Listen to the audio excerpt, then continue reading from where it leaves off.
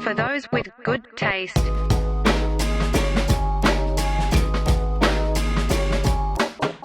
What is up, tasties and tastettes? Welcome back to another movie review. We've got a big one on board for you here. Thunderbolts with an asterisk. Yeah. I'm Lenny. That's Dante. And we're going to kick it off with box office, shall we? How did it perform? That's what we want to know right off the bat. Because I think the biggest thing with this one, before we say the number, I think there was a collective, lack of a better term, maybe a sigh of relief from Marvel fandom here. Yeah. And I want to see if it reflected in the numbers. So on a $200 million budget, Okay.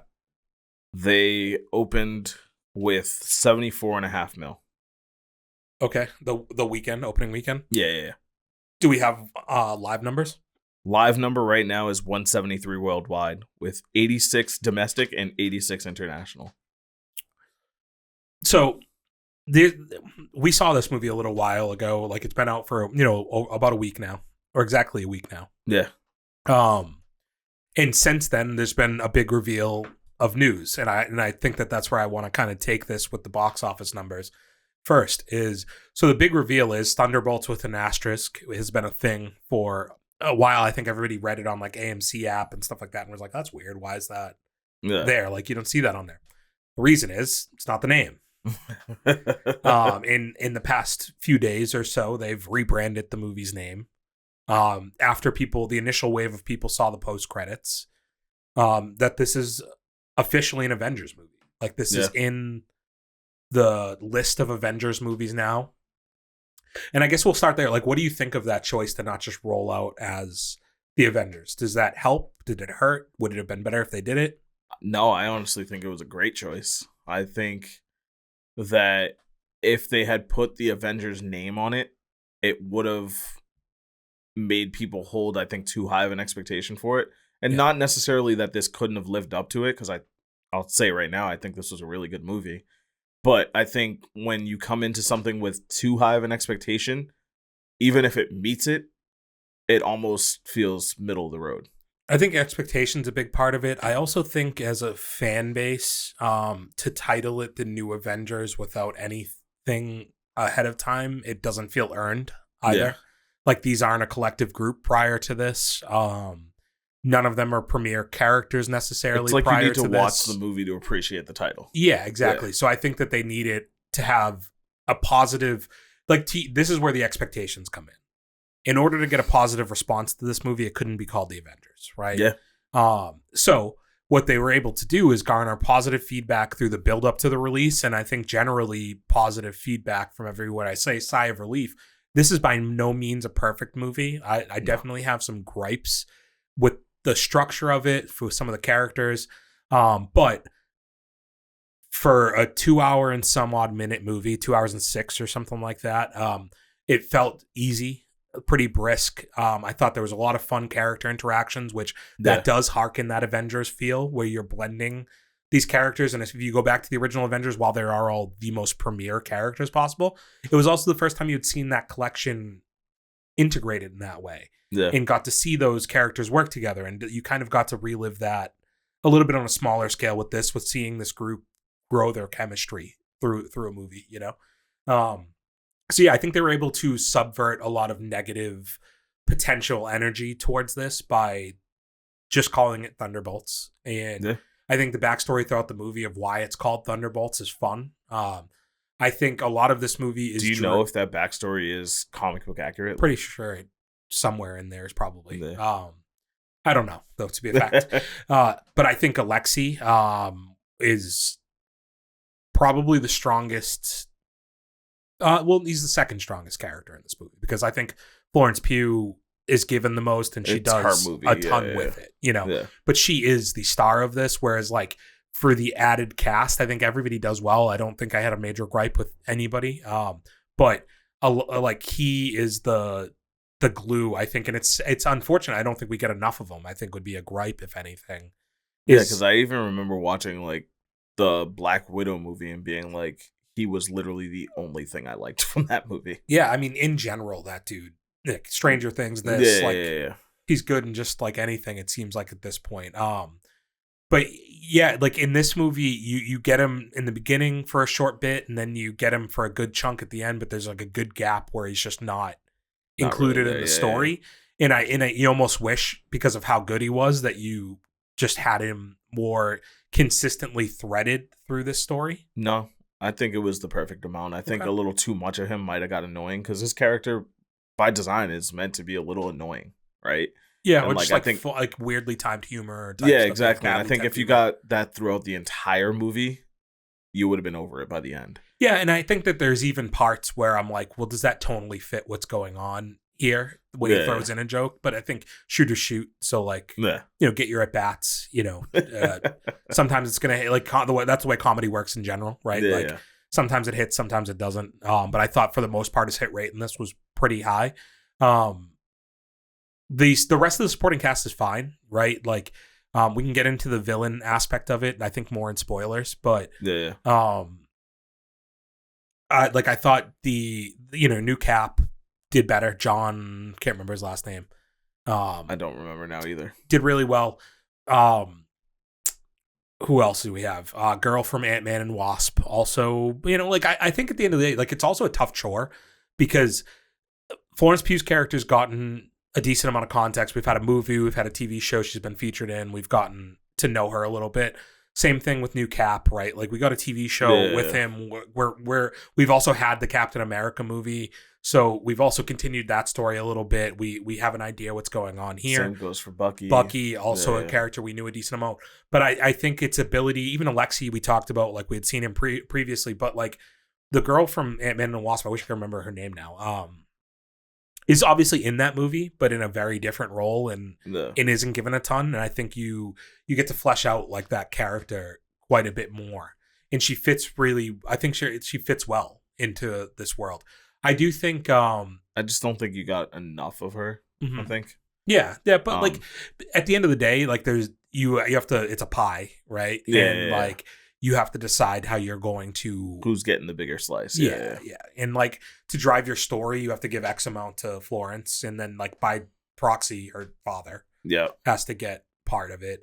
You've invested again already into Bucky. And I think that's, if anything, maybe the most underutilized to me. Like he's... I struggle with the Bucky thing in this because I think that like he fits great. Right, like I think he fit with the team really well, but I think it's a bit weird, like seeing him as a side character. I think is the tough part. That it's like also we get that the cutscene or that weird little part in Brave New World, right? Oh yeah. Setting up the political thing, and then the political thing is gone within 2 seconds. Like that's weird. Yeah, him just being a sidekick again is definitely a little odd, where it's like you'd think that he is the most equipped, like he should be your most established and I guess it's an A and B thing with him and Florence. But going back, like all of these are relatively minor things that are just like little touch-up stuff that I could have like Julia Louis-Dreyfus. Like, I think it's interesting that they pulled her in as a name. It didn't do anything for it. Like, her character seems kind of unimportant. Not unimportant, but like generic, I guess would be the way. Generic's probably the best way to put it. Like, that could be anybody. Like, that could be any insert bad guy. There was nothing stand out about her performance here. Yeah. And honestly, I want to get into spoilers because the movie's been out for a week anyways, and like some of this is like I can't fully explain like why I think her character is kind of whatever. So let's just do that. I definitely recommend, if you haven't seen it yet, like recommend 100%. I mean, I understand why. Going back to the sigh of relief thing, the couple more positives, I guess, that aren't spoiler related. This is the first Marvel movie, I think, in a little while that feels connective, that feels like it is pushing forward multiple stories, not just an individual movie plot to make money. Like, this feels a bit more like what we were getting prior to Endgame, where like there is some type of a vision. And I don't know if you've seen that, but like there's been a bunch of stuff coming out about how spread thin they were at Marvel, and how I'm doing so bad with names today. Sometimes I'm good. I'm doing so bad. What's the guy who oversees all of Marvel? Is it Gunn? No, that's DC. Ah, fuck. Yeah, either way, he was I'm hating that I can't Kevin Feige. Ah, yes. Yeah. Like I guess he was so spread thin over the past like 4 or 5 years at Marvel with all the different directions that like he just wasn't answering people's phone calls, texts, things like that. Like, oh wow. So I think that there was just a lot on his plate, and they clearly know that there was a sacrifice that was made in the quality of the movies. And I think that there's still a ways to go to make these feel as important as they did. But this is definitely a good step. Yeah, because I think as long as you don't care about the characters, you're never going to care as much as you did about Infinity War and Endgame. So you have to make us care. And I think by integrating in Bucky, even if he's still maybe not the premier player, just having a familiar face, what's going to, like the Anthony Mackie aspect of it, and where it's not a spoiler anymore because the title's out there. Like if you saw Brave New World, you know that he wants to start his own Avengers.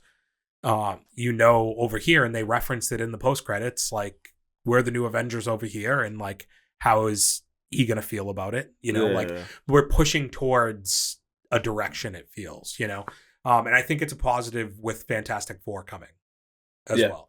So, the first movie of the year, not great, but whatever, it was like watchable, I think for the most part. But it was still had suffering from the issues Marvel had. We're back on track a little, and maybe we just kill it at the end of the year. Huge positive, right? But check out the movie, go see it. 3, 2, 1, spoiler. So my villain gripe. I don't know how you, like, first of all, like, it's supposed to be that she saw all of the Avengers and was like, we need to have a plan B. How can I get all of their power into like one being? Yeah. I don't understand how they got all their power into one being. And I don't think that was ever really explained. It wasn't. It was just like, we're just meant to accept a shot. Unless there was a Marvel show or something that explained it that I didn't watch. No, and like, it's kind of just like, hey, we tested it on a bunch of people, but like, what is the serum? Like how do you get a god's power? Because they made it seem like it was just reattempting like the super soldier serum, like the super soldier project. Yeah. But then obviously the result is very different. Yeah. So where did she get this, and why can we only make one in like, yeah, and like if you saw it, you just mass do that. Like, I don't know. Like, it just seems like a too easy, I guess would be a thought. Like it's just like one of those plot devices where we're just supposed to like, okay, they created a guy. Yeah. And that's where we get Bob, the final member that we haven't really talked about because it's kind of hard to talk about Bob without talking about Sentry and spoilers. Yeah. Interestingly enough, this was the character that was recast. Did you know that? Oh, no, I didn't. This was supposed to be Steve Yeun, the kid from Walking Dead. Glenn from Walking Dead. I'm going to say yeah. The Asian guy who his eyeball falls out in The Walking Dead. I never watched The Walking Dead, but I know the name Steve Yeun. You've seen him in other stuff. Yeah, he was just recently in that Satellite movie that I saw with Kristen Stewart. He was originally supposed to do this, but I think he had another commitment and had to do that. So it would have been interesting to see him get like a big opportunity in a role like this, but maybe it was a good miss. I don't know. I thought Bob was good, but like Bob's a character of circumstance, and I don't really know what you do now with Bob. Like now that you've essentially like, they're almost not making a big deal about like you've inserted the most powerful character you're gonna find, right? Like, yeah. Like I don't know what character really matches up with him, and then now. I don't know. Like, I guess this is the way it was always going to go with like when you build up to something as big as an Infinity War in general, right? Like the Infinity Saga in general. When you build up like that, you have to try and build bigger, Yeah. So, but then that, like, how do you keep the power balance is my point, And that's where it's like, I don't necessarily love the idea of that villain either because of that. I like the balance that they created within himself, right? Like, yeah. So there's a flaw, right? Yeah. And how do they integrate? But then, like, I don't want to be in the middle of a big Avengers movie, and then all of a sudden he like bugs out, a tantrum, and like we're trying to break him out of the dream world. Like I don't know if you could use that. Yeah, because they don't have like a real way to defeat him. Yeah, like I don't think that you could use that technique again to get me interested, right? Yeah. Like you can't give me a part 2 where it's us trying to go into the dream worlds again. Nah. And it's also a bit confusing in the sense that you have this whole multiverse stuff too. So like you have the Doctor Strange world where you're dropping through all these different stuff, and now you also have this dream world. plane that you can exist on, which is, I think, especially, and this is the main, I think, with the lack of recognizable faces left now. Yeah. The complaint that a lot of people have is that it's easy to get lost now. Where you've kind of felt like you could jump in and kind of know what was going on 10 years ago. Yeah. And you can't just jump in with some of this stuff and just understand it, Yeah, I get what you're saying. Like if you weren't along for the ride kind of thing. I forget who said this. I didn't say this. Somebody said this.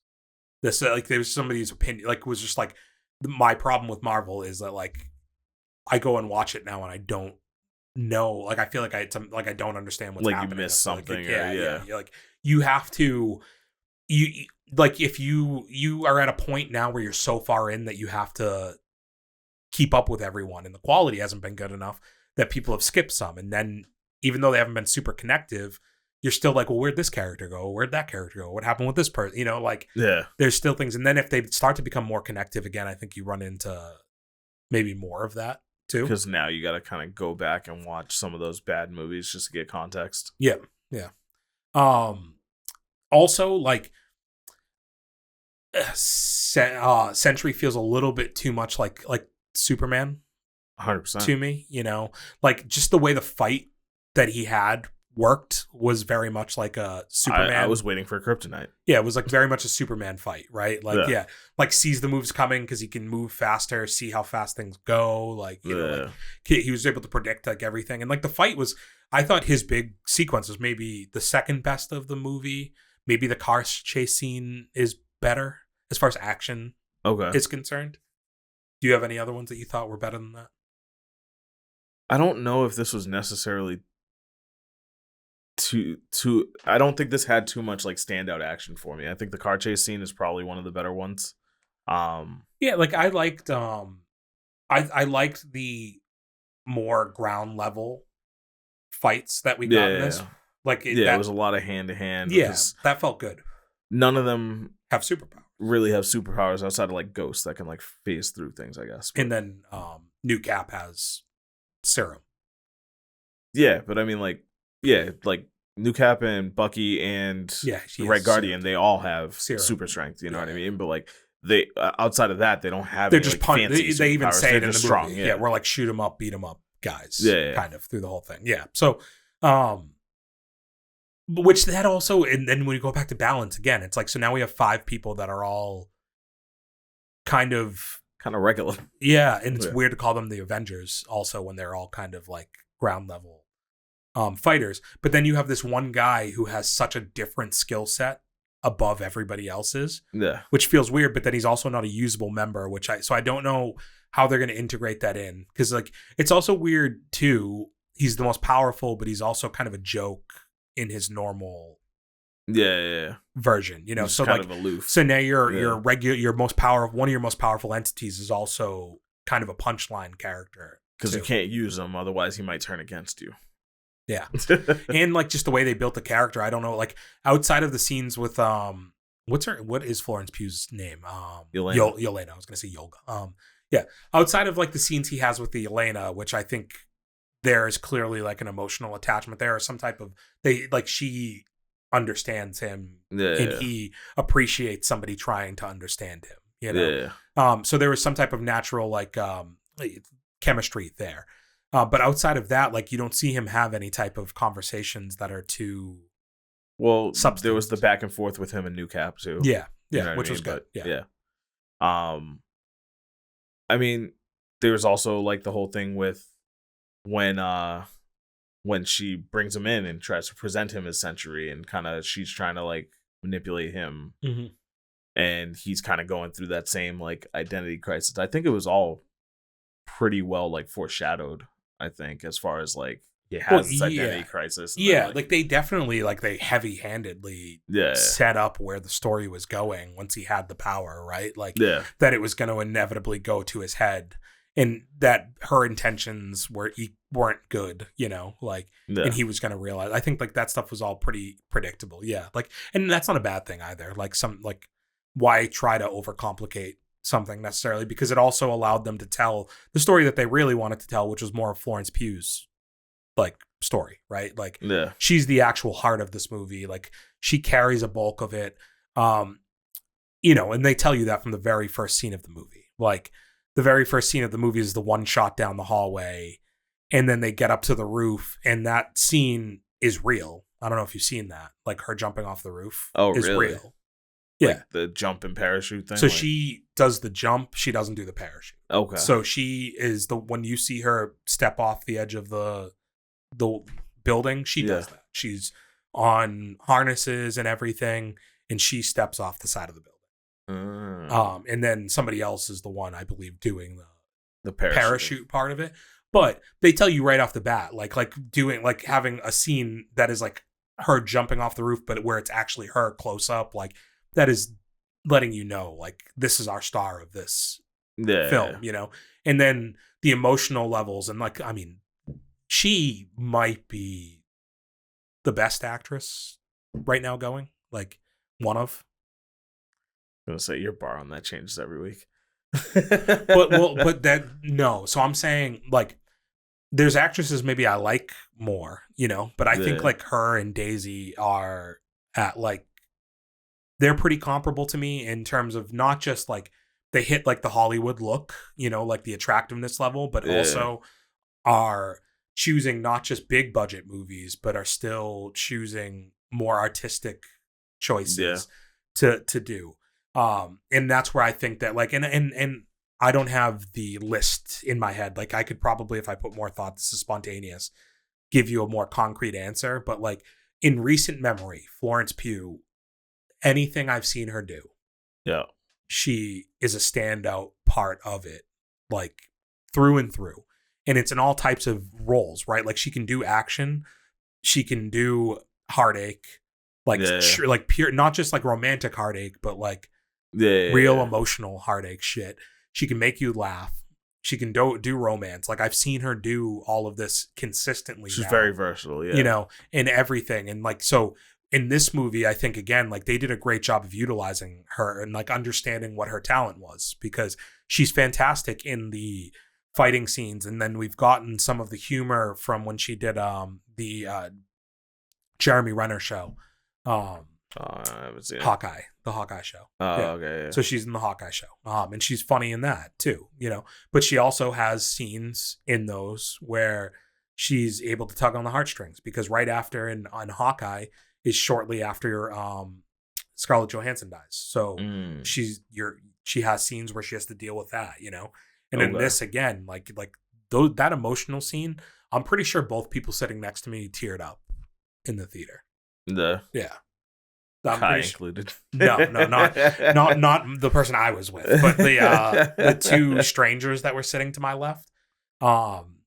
Definitely, like I'm pretty sure the dude did too. Props to him. I don't care. I cry, so I cry regularly. Put a sad movie in front of me. There's a good chance I'll let it rip. You know. Yeah. Been there.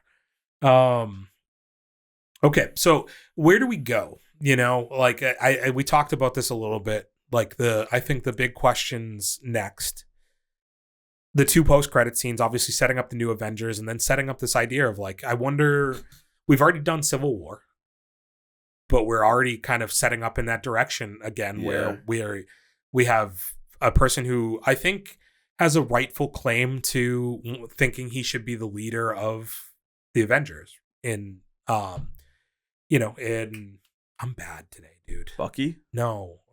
New Cap? No. Other movie, Brave New World. Oh, Sam. Yeah. AKA Anthony Mackie. Thank you. Yeah. I'm like, I don't know what it is today with names, but they are bad, brother. Yeah, so Sam, it's like, I don't know what it is with like he seems like he wants the role. He seems like he would have a good claim to it. And now you have the flip side with the Thunderbolts where you're like, well, if I remember correctly, he didn't want the role. He was more so, it was a sense of duty, like he had to do it. I think he's okay. So not want, but he's taking the role. Like he feels like at the end of that movie, he was taking it. Yeah. Right. And now and funny enough, I said the thing about it almost feels like the Thunderbolts. Like if they had named it the New Avengers, they wouldn't have earned it. In the movie itself, they didn't. I mean, they earned it in the sense that they were able to defeat Sentry, but they leveraged a power play politically to take the mantle. Yeah. So it's not like the popular opinion is that they're the Avengers. It's that not even necessarily that they leveraged it. It's that. Well, she did. She walks up and she's like, "We own you now." True. That's why. But it wasn't their goal, is what I'm saying. It wasn't what that started off as a goal, but she changed that to her goal after the conversation with her father. The whole like going into the world to save him, like was her changing and being like, I do want to be like the whole thing at the beginning of the movie. Like the next job, can I be in front of the camera? Yeah. You know, like she is made like she saw her opportunity to get that. And that's when she goes up and whispers in her ear, like, we own you now. Yeah. You know, but like, so they've taken the title. And I think that that's an interesting thing where like Sam is like, well, no, like I earned it. Like, I like the previous Cap saw me as his successor. I earned that vision from him. I earned the shield. I've then also done X, Y, and Z. Yeah. Where were you? And you can't just decide you weren't even the Avengers. Like, you know. So is that like our next movie in the phase now? Is like the Battle of the Avengers or whatever? No, because I think it'll probably be a subplot of a movie, but I think it'll probably lead to whatever the biggest bad is. And it not really mattering. Fair. You know, like we're all Avengers, you know? Yeah. And maybe they do joke lines for the next like 10 movies after that where like Sam is trying to say he's the leader and somebody else is trying to. Because like now, like they have the Avengers Tower and everything. Like, you know what I mean? Yeah. He has to come like knock on the door to get in. Because I think the other part of that is the other post credit is Fantastic Four. Yeah. Right. And I think when they see that ship coming, like that's probably where we jump off with like they see it coming in. It's also probably going to draw in anybody else who's in New York who sees it, right? So like I would imagine Spider-Man has some questions about the ship coming down from the sky, or you know, like a Sam would probably be drawn in for something like that, and that's where maybe those conversations where they have some crossover to happen. But you also are having these 4 new entities that have to explain why they're there and are letting you know what the next thing that's coming is. Yeah. You know, which is Doom, right? Dr. Galactus. Doom. Oh, Doom. I think it's maybe both, but Dr. Doom.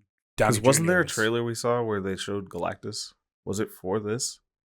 No. No? Well, is he the bad guy in Fantastic Four? One of. Yeah. Yeah. So that's what I think that's where you would have seen him. Okay. Pretty sure. He's but that's also where you're going to introduce Doom, right? And like, yeah, you're bringing him back for a reason. He's the guy. He's the most expensive person they're paying. But I don't know. I guess we've shared our opinion, Dante. We are both high on this. It does pass the taste test. Go see it. Oh, 100%. Let's see what the people thought. Where are we sitting at for like Letterboxd rating? Where are we at on Rotten Tomatoes, audience score, all that good stuff? For Letterboxd, we're sitting at 3.8 stars right now.